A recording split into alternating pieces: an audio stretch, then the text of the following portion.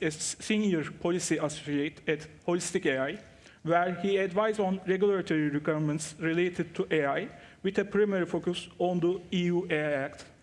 He is a member of the Mirror Committee on AI at the Turkish Standard Institute, and the Joint Technical Committee 21 on AI at Senelec, and the Subcommittee 42 on AI at ISO. Dear Sedef Akınlı Koçak is a Director of Professional Development at Vector Institute. She is from Canada. She leads a suite of programs aimed to build workforce capacity in AI and integrating advanced technologies into current and future work streams.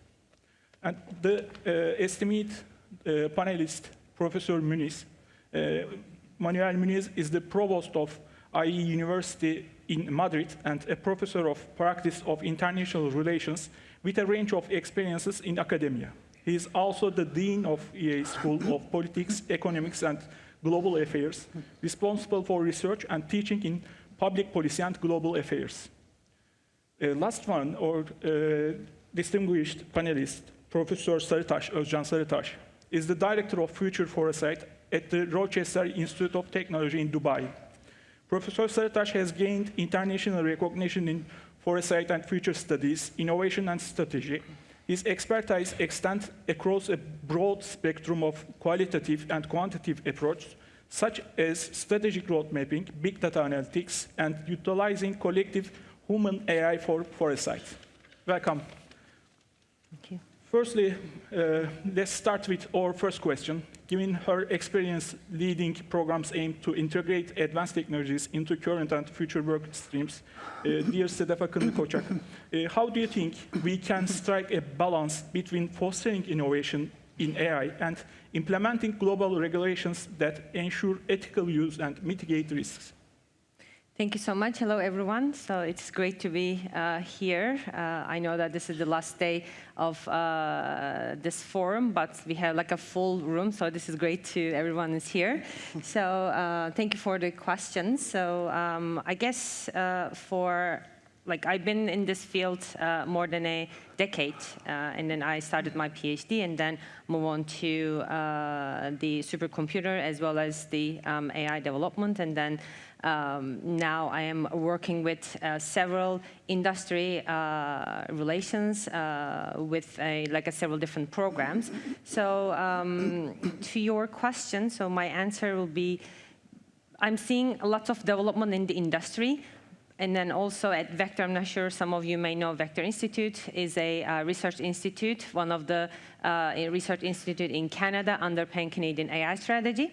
And then our aim is to advance machine learning, especially deep learning research. So we have many researchers, but we also have our industry sponsors. So for those we are working with to make sure that they have skills to use AI technologies, also to adapt those technologies and implement those technologies in their businesses. So what I'm doing at this, towards your question, is so we know that the advanced AI or the research is very well advanced. So we have so many researchers doing great advancement on the machine learning, especially deep learning. But the industry, they're trying to catch up those implementations, catch up those technology advancements. So bridging this gap is a challenge. So what we do is usually AI literacy, increased AI literacy is very important in this case. The skill development, AI literacy, for those who may not have the expertise on using AI technology, not even the development AI technology, but using AI technologies. So we providing training programs, education programs, me and my team members, so to make sure that industry knows those AI technologies. Also, we recently released Vector's Trust and Safety Principles for those who don't have any those kind of frameworks, who would like to use our framework while they're developing AI technologies, while they're using AI technologies, to make sure that they are using safely manner as well as we are developing it, to make sure that They use like privacy principles, trustworthy or responsible AI principles to make sure that we are all aligned with the global framework. Thank you very much for your insights, especially to implement or to use AI in several sectors is focus on and a core part of ethical recommendations and, of course, risks. Thank you very much. And I want to ask same question to dear Dr. Güçlü Türk. Considering your expertise in AI regulatory requirements, could you please share your perspective on how we can best balance fostering innovation in AI with implementing global regulations to ensure ethical use and mitigate risks? Thank you for the question. I think this is a very good question for a room full of diplomats, because we have different regulatory frameworks around the world. So we have EU, we have US in this framework, we have Chinese developments, Asian developments, and we have international attempts at UNESCO, UN, Council of Europe. But the problem is that they seem to be sharing as common drafting, common principles. The problem is in the practice. We don't know if every country out there, if every state out there will understand the same thing from transparency, from fairness, from, I don't know, any other principle that you can just put forward. So we need to be able to come up with quantifiable, measurable, and enforceable common practices. And this will only be possible through actually diplomacy. So at Holistic, we are doing this preparation for compliance issues, and we're trying to work with clients from different jurisdictions. Even in Europe, the understanding is not the same. When you look at fairness principles, for example, that's one of the main principles in AI, and that's one of the core principles referred to in every other document, including UNESCO and UN tags so far. The understanding is so difficult to harmonize. So everyone wants to have, basically industry wants to be seen compliant, wants to be seen fair, wants to be seen proponent of ethical AI, but they also want to be able to benefit from financial aspects of AI. And I think in order to uniform and harmonize this understanding, the role belongs to the states and diplomats. We need to come up with a common language, common framework, common understanding of those principles, applications, and I think this will be possible only through those international attempts, internationalization of those frameworks, and I guess a bit of standardization. But we definitely need that common language here to do that. Yes, thank you very much. Your PhD focused on EU AI Act. I think that the first stage of this way, and also it can contribute all the part of from global affairs. Thank you. Now let's hear from Professor Muniz. Professor Muniz, given your background in international relations, innovation, and disruption, how do you view the balance between fostering innovation and implementing ethical AIs on this issue? Well, thank you. Thank you for the question, and very good morning to everybody. It's amazing to see the commitment here in Antalya to AI. You know, it's a 10 a.m. panel on a Sunday. If we did this in Spain, I'd tell you, be the panelists, and that's about it. So, but anyway, it's wonderful to be here, and I do want to begin by saying that this is a very long debate in political science and in the space of regulation. What is the balance between regulation and innovation? And there have been cases of very successful regulation in this space that have hindered certain types of research but have enabled others, and that have allowed us to build a society that we think is fair and better governed. So I do want to make a defense here of the value of regulating and of regulators and legislators being on top of technological development and setting guardrails for technological development. And there have been cases of big successes here. One, which I think we have forgotten and I think will become much more central moving forward, has been the regulation about the structuring of the public debate. So all of the libel laws, the regulation around how media should be run, which began in the late 19th, early 20th century, fundamental to how our newspapers, our TV conglomerates and others function, were fundamental to having a healthy public debate in democracies. I say we have forgotten this because if you look at the way social media works, it actually works in a very unregulated fashion. And my hunch is that what we're going to do is we're going to have to build a similar framework of regulation over social media to the one that we built over traditional media. So we're relearning what we had to learn through the libel laws and others. And by the way, the fundamental issue there is liability of the content that one actually distributes through your platform. So traditional media are liable for the content, and if it's false, they have a structural responsibility. So that's a successful case of regulation. Many people thought that through these laws, we would silence voices, people would not be able to have their own little pamphlets and prints, which were used basically to libel. Another very successful case, the establishment of GSM standards, which was done by the European Telecommunication Standard Institute decades ago. This fostered innovation, allowed for telecommunications to function across borders. I think another successful case of innovation, apologies, is the GDPR regulation in Europe that protects privacy and data.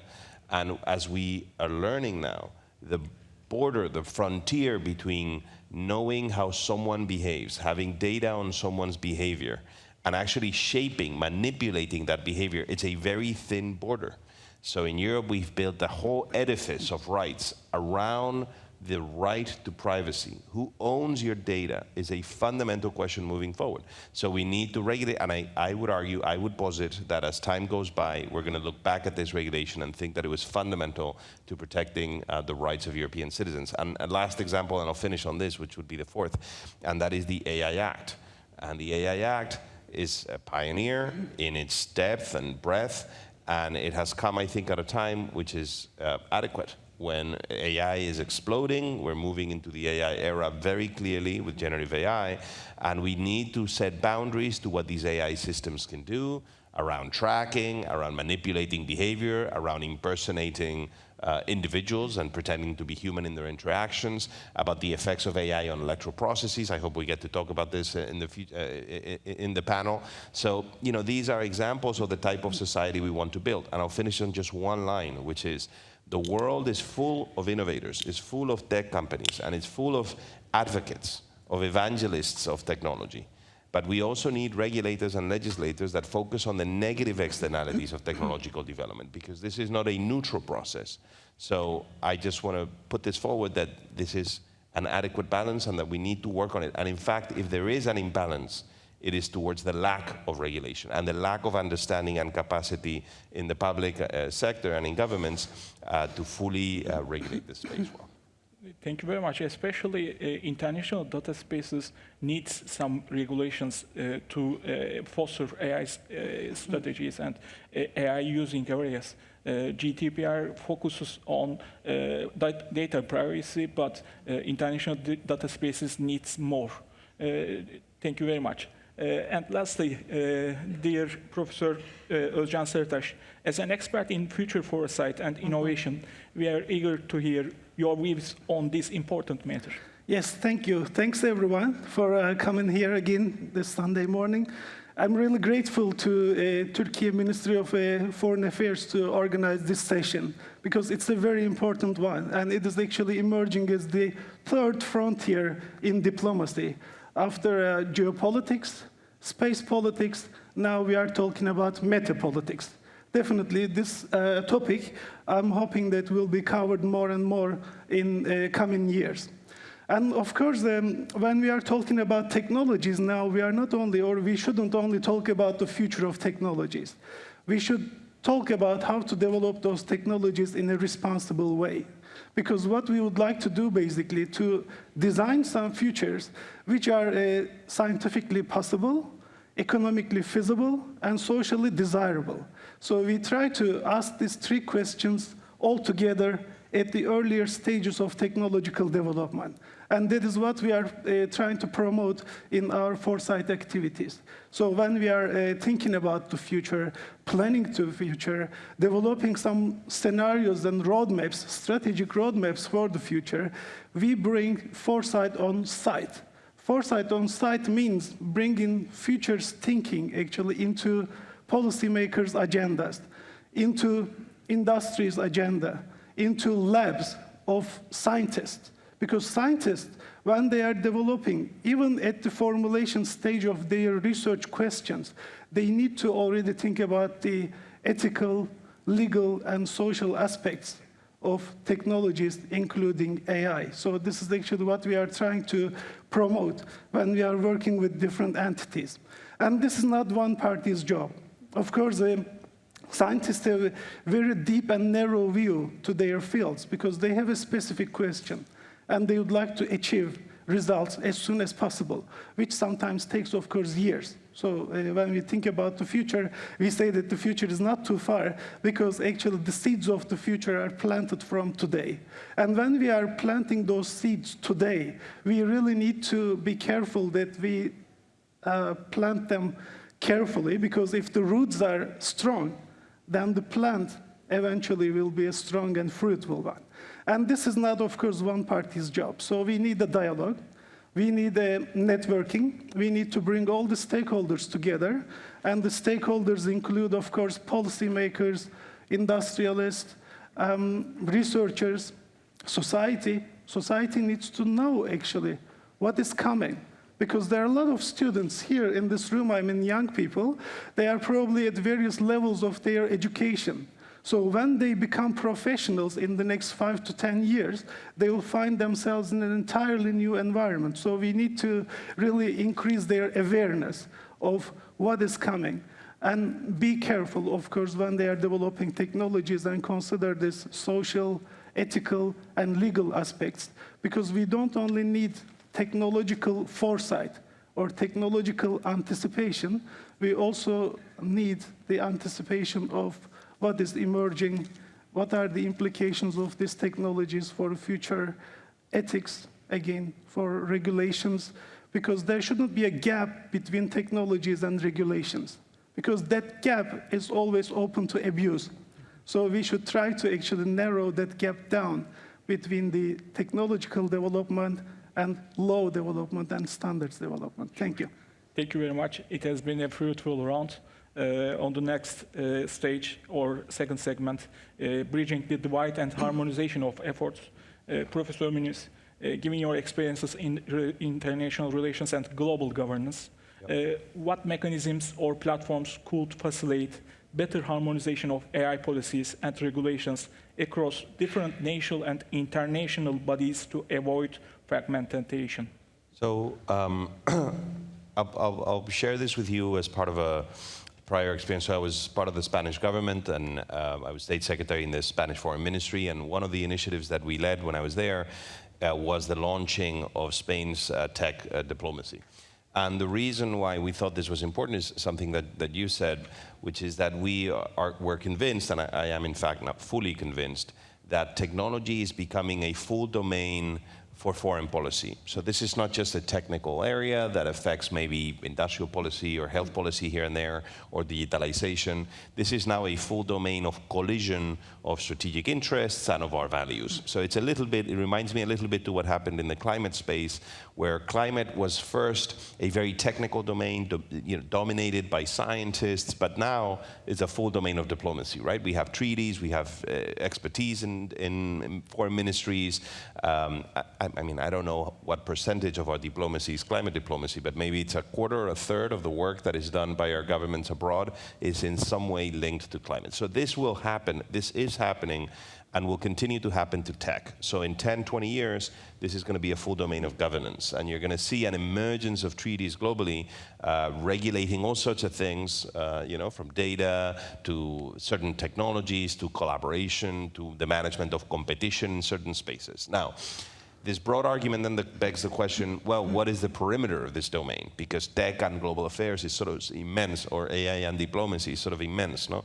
So we came up with this structure, which we call the 3P structure. So the first P was power. So technology changes the distribution of power in cyber, in outer space, new weapons systems, both defensive, offensive systems. So we need to be aware of the power dimension of tech. The second P was prosperity. So technology changes the location of economic activity, competition dynamics in markets, the fiscal traction of states. It changes the capacity of states to tax things. So we need to be aware, and as diplomats, those of you in the room, we need to have knowledge of the impact of tech on that domain. And then the third was on principles or political systems. So technologies interact with human and fundamental rights and political systems in a very direct way. This is about surveillance, it's about repression, it's about what the technologies that are emerging can do to these things. Now, lastly, and I'll finish on this, is fine, you can develop a strategy along these vectors, and I would posit states need to have a standing and positions along these 3 Ps of tech diplomacy, but then how do you deploy it? How do you deploy it as a foreign ministry? And the most successful cases, and we did a huge study, so countries have done this, a few of them. Denmark has been a pioneer, the Estonians, the Swiss, the North Americans have now created a cyber bureau at the State Department. So most of the cases have a number of elements. One is they have some central capacity to conduct this, so a directorate general or an ambassador at large, somebody at the central ministry. 2, they tend to have a network of offices abroad, so some antennas or directorates and embassies abroad that manage this agenda in the big tech hubs and in the big partners on tech. 3, you need to build a platform of engagement with the private sector. So there's no tech diplomacy if your diplomats are not speaking to the tech space, because this is so intertwined and so complex and so fast changing that you need that. And then 4th, and I'll finish on this finally, I think this is very important, you need to build the human capital within ministries that understands and can manage this. And this is not easy, because in most ministries for foreign affairs, we have folks with a social science background, they're not particularly tech literate, some folks are, many are not, and they tend to have geographic expertise. So, in the Spanish Foreign Ministry, you would have dozens of experts in the Arab world, for example, or in Latin America. It'd be very hard, you'd be very hard pressed to find people with expertise in quantum computing or in AI, in fact, in generative AI. So the human capital development will be central in partnership with universities, with diplomatic academies.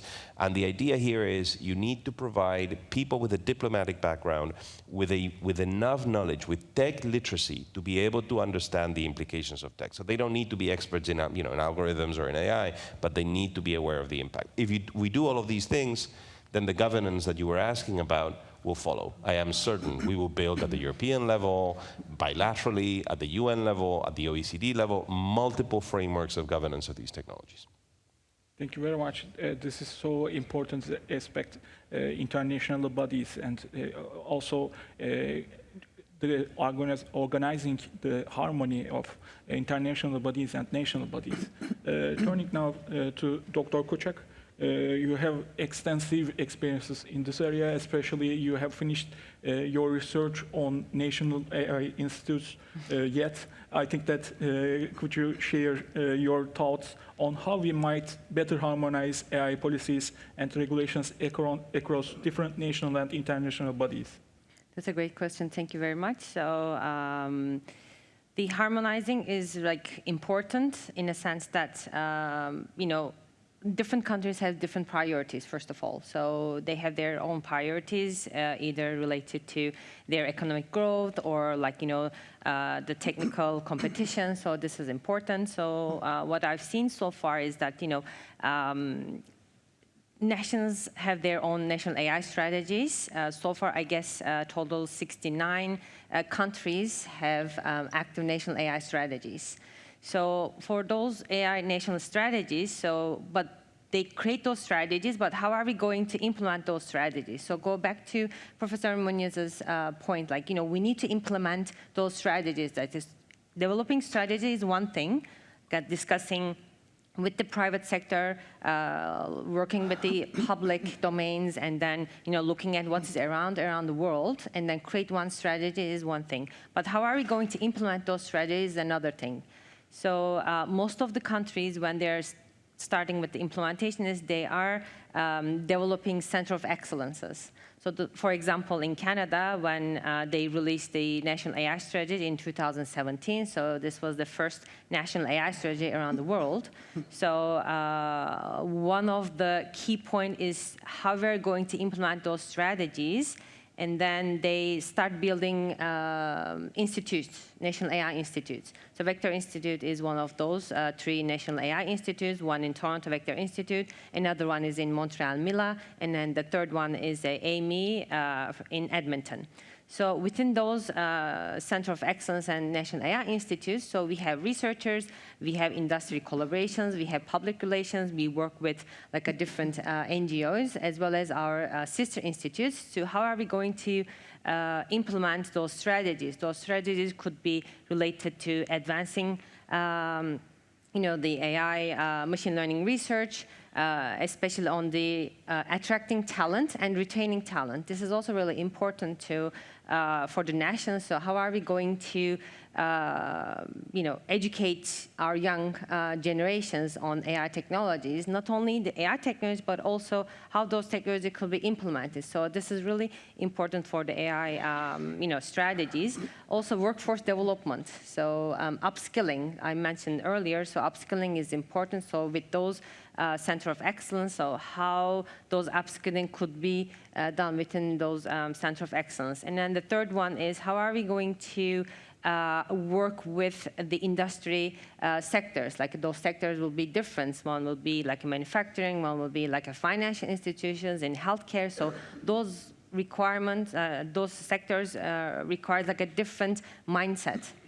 For example, financial institutions and healthcare institutions, so they are very highly regulated industries. So how are we going to work with those highly regulated industries to make sure that they have also implement those national AI strategies? So those are capacity building, as I mentioned earlier. Also working with the public and awareness. This is also important that I've seen in my studies, like a public working with like a public sector, especially for those within the not in the technology and science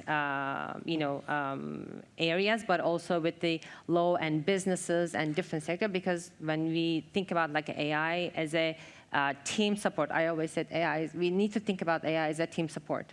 So we need to make sure that all different parties, including like international bodies as well as a national strategy, so they need to be talking each other. So going back to Osman's point, like a taxonomy is also important. So how are we going to build these shared taxonomy, not only for the national taxonomy, but also like how are we going to adapt like international taxonomy? So this is what I've seen with my studies.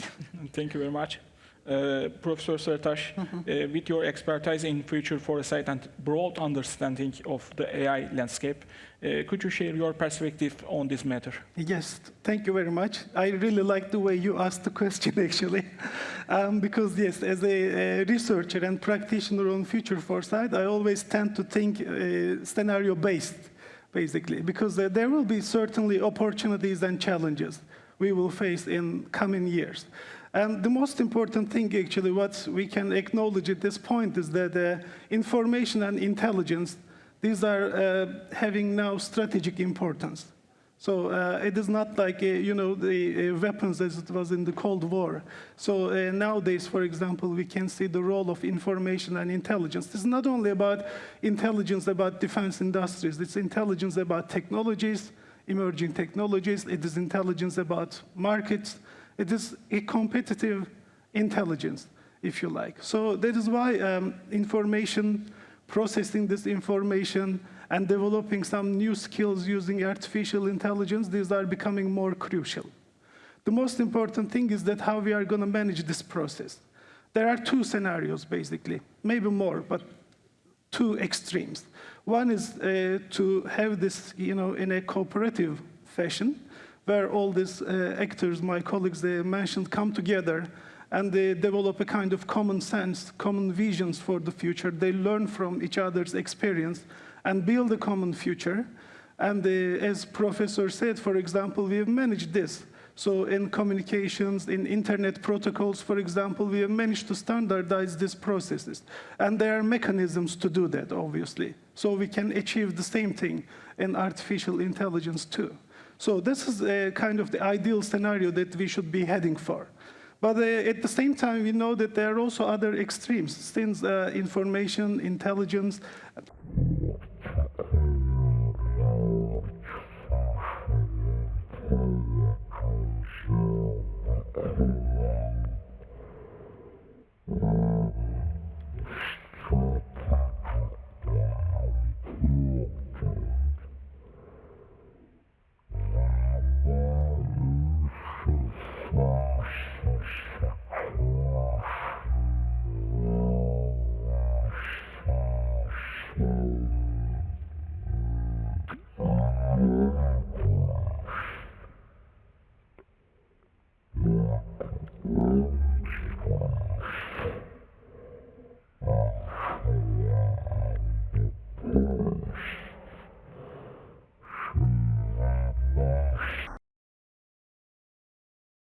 Soviet Union were able to come together to do a common space research, for example, even in the Cold War era. But nowadays, we have a bigger challenge because space technologies at that time were developed by a few nations. There weren't many players. But when we are coming to today's space or AI technologies, we see that there are tens of giant players, and there are thousands of small and medium-sized enterprises, and there are maybe millions of individuals working and developing these technologies. And every day, we see some new technologies and new applications. So the actors are much more diverse. And they all know that actually if you can take a step further, you will have that competitive advantage because you will have necessary intelligence. You will be able to process large amounts of data, and you will be able to understand the trends before they emerge. In other words, you will get the weak signals of what is coming. And as humanity, we desperately need this. Because if we look at our experience with the pandemics, we weren't very successful globally. Although the pandemics was a reality beforehand, but we never thought about pandemics of such a scale and impact. And most of the global institutions were unprepared. That is why we need to manage this complexity and uncertainty. And our bounded rationality is already now lagging actually behind of the developments which are ahead of us. So that is why we will need artificial intelligence, but we need to make sure that we can manage it in a cooperative way instead of competitive way, but that doesn't mean that we won't face competition. So we should be also prepared for scenario B. Thank you very much. Let's now hear from Dr. Güçlü Türk. Could you also share your views on these matters? You have maybe some additions or agreement? I think there are different layers to this. So when we talk about harmonization, again, I will emphasize the importance of what we mean by that, because I think that there should be a harmonization on the understanding level. We should be understanding the same thing from those principles as I mentioned. But, and this is an important but, we should not be trying to fully harmonize rules and legislations and principles applicable to each AI system, each AI provider, located or used in each sector and each country. You cannot expect, I don't know, very wealthy companies to be subjected to the same rules as startups, or you cannot expect a developing countries' technology sector to be subjected to stringent regulations or requirements as the developed ones do. So you have to be kind of make a distinction between this. Maybe we can just name this as a customized or maybe justified harmonization. So, for example, there's this EU AI Act, and this is probably the most comprehensive, not the first one, because we heard from the Council of Europe earlier than that, but even they just sort of waited for the EU. OECD sort of waited for the EU, and now we have this most comprehensive legislative framework around AI. And even then, you can see this sort of intent to actually champion European startups, European AI ecosystem over others. And we've seen this happening with the GDPR as well, with this Brussels effect, with this strategy based on the using advantage of the first comers. They are trying to be the standard setter in this space. And that will sort of happen because now most of those jurisdictions that have similar legal system to the Europe, continental Europe, are looking at those systems. Probably we will have it at some point as Turkey, as similar framework, but we shouldn't be actually translating that in verbatim. That will not work. So when we talk about harmonization, it should be on the practical level. It should be on the sectoral needs level. I think the real harmonization should be, and this has been mentioned previously by other panelists, but I think the real harmonization should be on the information that will be disclosed. So when you look at a system, when you look at a sector, you will be able to see what's happening out there, for which purposes your data is being used, what that system does. And by doing so, you can actually assess your risk yourself. You can actually increase your tech literacy, and you can then develop national policies, national strategies based on that. I think there is this problem of pushing for complete harmonization, and that will not happen in practice. This is not the case. And I think the closest thing, again, will come to that sort of practical harmonization will be through standardization. But again, I'm part of those standardization bodies at committees level, as you mentioned. But again, there's a problem, because these systems affect fundamental rights. This system affects very fundamental issues. And this sort of delegating that regulation side to standardization bodies, I think, raises legitimacy issues. There's also the risk of turning that into a sort of checklist practice. This is not ideal, because if you have a standard, you will see the sector's incentive to actually try to check all those boxes to seem to be compliant and release their product. So I think in order to get this full harmonization, we shouldn't be pushing too hard and overlooking some fundamental values, fundamental prospects that are different to each jurisdiction. And I will just finish with one more point. I think we should be taking into account cultural and, I don't know, regional differences in AI applications. Because if you, let's assume that you have this full harmonized rules in every jurisdiction out there, but cultural rules, so the cultural applications of AI systems will be different. There's this racial connotations, there's this gender connotations in AI systems, and these are mostly related to the bias. But if you don't have a certain sort of data set allocated, collected from that region, you will not get accurate values, you will not get accurate outputs. So having rules, one thing, yes, harmonizing stuff, one thing, but while doing so, we should also be taking into account all that differences among nations. And I think, again, I will emphasize this, this is very important for diplomacy conference, because all those things, all these details are being hammered behind closed doors by diplomats, by policymakers, by lawmakers. So I think this is a very important question, and thank you for that. Thank you very much for your contribution. With your contribution, we reached a good final for this round. On the next round, this is the final round. We talk about continuing on the topic of AI for social good. Dr. Koçak, with your experiences from the Vector Institute and also your academic background, you have intensive expertise on environmental sides, environmental research studies.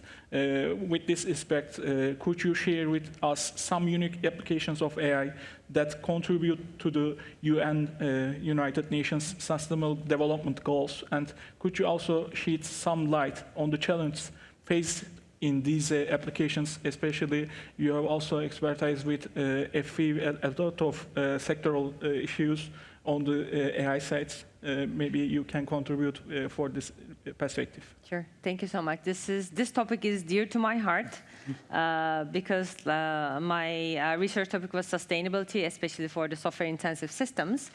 And now we are talking about like AI systems. So this is, like a part of like information and communication technologies and like a bigger technologies and so on. So how can AI benefit for society? So this is the question. So of course, we need to start to think about the positive way of AI, what brings to the society. So I will give like a couple of examples in a minute, but we also need to think about how those systems will also impact like a sustainability. So when we talk about the sustainability, we always see sustainability as an environmental sustainability, which is wrong. So sustainability has like 5 dimensions, which is like an economic dimension, technical dimension, societal dimension, environmental dimension, and so on. But we always think about like environmental impact, which is also narrow. But we need to think about like how those systems will impact to not only the environment but also the society. So we also need to think about like a different level of impact. So we always tend to look at like a first-order impact, which is like immediate impact. So how these systems will impact us in a positive way, could be a negative way. But we also think about how those systems will impact second- and third-order effects. So So those are also important to consideration. So I'll give you two examples from how we can use those AI technologies for, again, environmental sustainability. So one example that I started in 2019 at Vector Institute, and then since my academic background was on the sustainability, so I thought that maybe I can bring this expertise and start a project. In 2018, I guess Google released one news about using reinforcement learning. Reinforcement learning is one of the learning mechanism within the AI space. So they use reinforcement learning and introduce that algorithm to reduce their energy consumption of their data center. So this was like amazing news for me, and then I thought that maybe I can use this news, and then I can turn this into a new project for myself. And then I look at the papers and literacy, but I couldn't find the details about their algorithm, details about their code, details about their implementation. I said, okay, so let's build from scratch. And I put together a team and some experts from our research committee, and then from some researchers and students. And then I also bring some industry people to work together. And then we develop a small reinforcement-based algorithm to control small data center in one of the Canada's biggest telecommunication industry. It's called TELUS. So we had this small use case. So they implemented this small algorithm, and then they reach out within the pilot exploration and around 15% of electricity reduction. So this was a great success. Of course, this is only a pilot, and then hopefully this year and next year they will implement this to a bigger data centers, like a bigger room, to hopefully get more and more, electricity reduction. The second example that I would like to give is from another small company from Vector Institute's ecosystem. So they developed an optimization problem for government of Alberta. So last year, you've probably seen some of the news that there were so many wildfires, not only in Canada, but also Europe, so many of the, around the world. So how can we effectively not to control the wildfire, predict the wildfire, as well as how we can optimize the resource allocation for those wildfires. So at one point in Canada, in Alberta, specifically province of Alberta, in 10 days, there were more than 58 wildfires. And the government of Alberta didn't know what to do, how they can prioritize those wildfires, how to allocate those resources, and so on and so forth. So with this initiative, Government of Alberta, one of our fast lane, a small and medium company is called Alta ML, and then Microsoft AI for Good Lab, they came together and they developed an optimization algorithm using AI technologies, and then to make sure that Government of Alberta have that algorithm that they can use to predict some of those wildfires, as well as how they can optimize their resource allocations for those wildfires. It will be probably for implementing next year.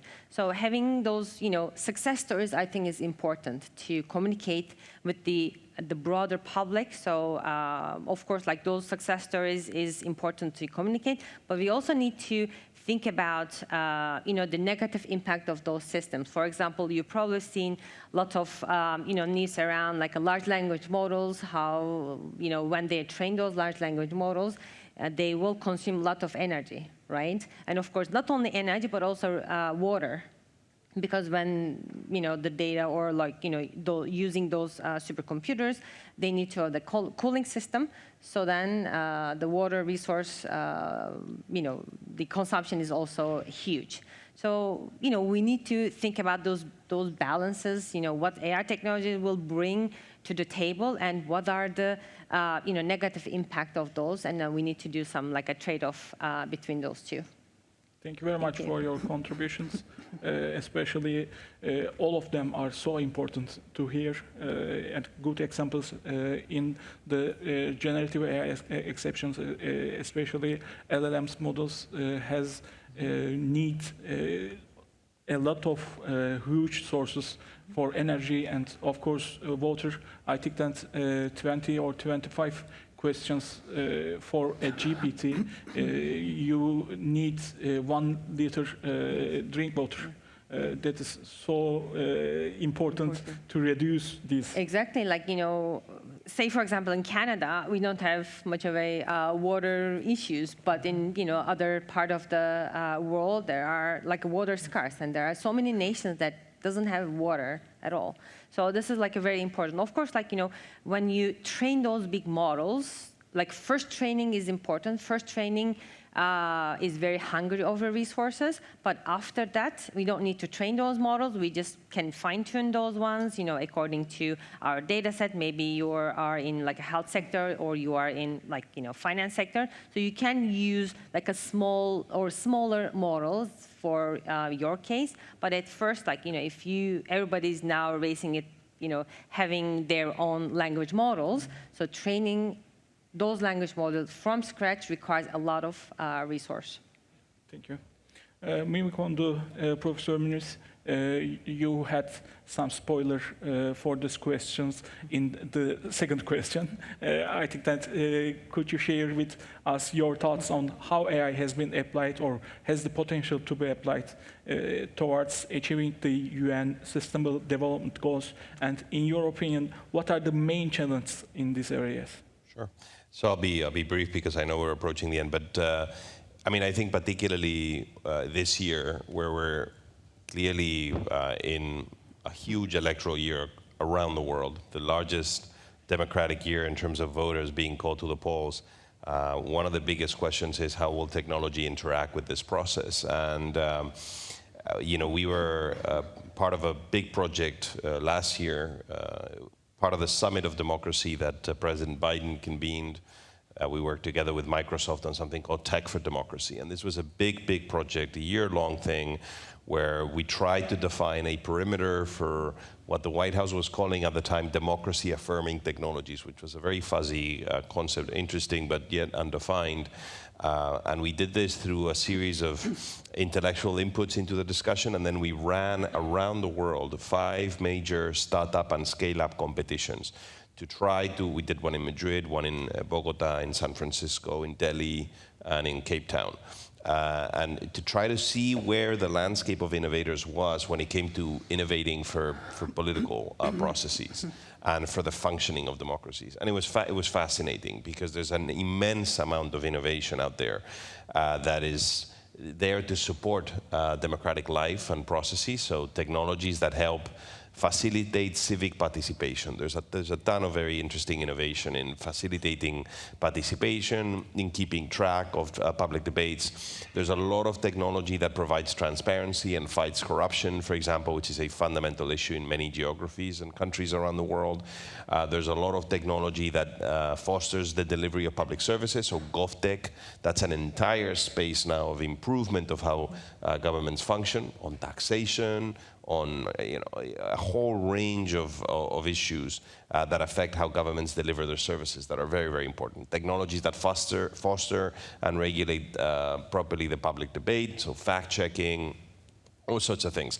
So by the end of the exercise, and I'll finish on this, we were quite convinced that technology, if properly regulated and geared, can be a huge enhancer of democratic life. And the negativity of part of this debate of the effects of tech on our societies is quite surprising, because if you look at the aggregate numbers, so democracies around the world are by far the places where most innovation is taking place. We have most of the assets that are required for innovation, so something like 80 odd, almost 90% of the top 90 of the top 100 academic institutions in the world are in democratic countries. Almost the totality of the venture capital deployed around the world is deployed in democratic countries. We have the largest consumer bases. We have some of the more sophisticated administrations and regulatory bodies. all of the ingredients you have to both create innovation and gear it properly is based in countries that are run democratically. So we have an opportunity, it's a huge asset, but it needs to be geared in the right direction. So at the very least, I know your question was much broader about the SDGs, but at the very least on civic democratic participation in life, if we do things well, there's huge potential for technology, including AI technologies, to be positive for democracies. Thank you very much. Professor Sarıtaş, do you want to addition, especially for perspectives from foresight and future? Sure, yes, thank you very much. AI has proven to be very useful, of course, and we can talk until next morning, about the use of AI for different purposes in different sectors, in health, education, transportation, in all areas which may refer to different sustainable development goals. What I would like to particularly mention is the effective governance. So because we have those 17 very ambitious goals, and we cannot look at them separately because they are all systemically related to each other. We are talking about the nexus of water, food, energy, climate. These are all connected issues. And again, we are far from understanding the new complexities which we are facing now, because the water issue is not simply providing water to a region, right? So we are going to use this water for agriculture, for example, for food. This water will be used for energy. And again, in order to use water, you will need energy. And sometimes you use food and agriculture to produce energy. So these are all interconnected. And we definitely need artificial intelligence and the technologies related to that to manage this complex system. First of all, to understand and appreciate the complexity of the system, how these things really work, and we will be able to collect a lot of data, because this is one of the power of the artificial intelligence, is that we can use large amount of data, or in other words, big data, coming from different sources that we cannot, for example, analyze with our human mind. So artificial intelligence is I'm also using in my daily work when I'm looking into the future of technologies and society.